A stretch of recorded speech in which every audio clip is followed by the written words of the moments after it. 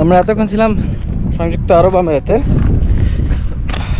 Rasel Khaimah শহরের, এমনকি পুরো দুবাইয়ের সবচেয়ে যে উঁচু জায়গা ওইখানে আর কি। সো এখন ফেরার পালা, ধীরে ধীরে নিচে চলে যাচ্ছে আর কি। আসো।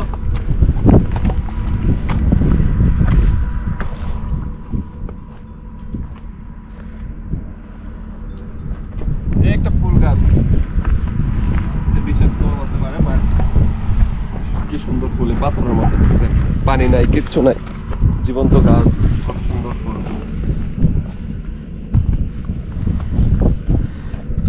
একদম মৃত পাহাড়ের মাঝখানেও এরকম পাথরের মধ্যে গাছ, পাথরের মধ্যে একটা সুন্দর ফুল।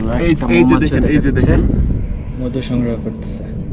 এইখানে হচ্ছে পিঙ্ক সল্টের মতো, হিমালয়ান পিঙ্ক সল্টের যেই এখানে পাথরগুলোতে প্রচুর পরিমাণে এরকম সল্ট দেখতে পাওয়া যায় আর কি।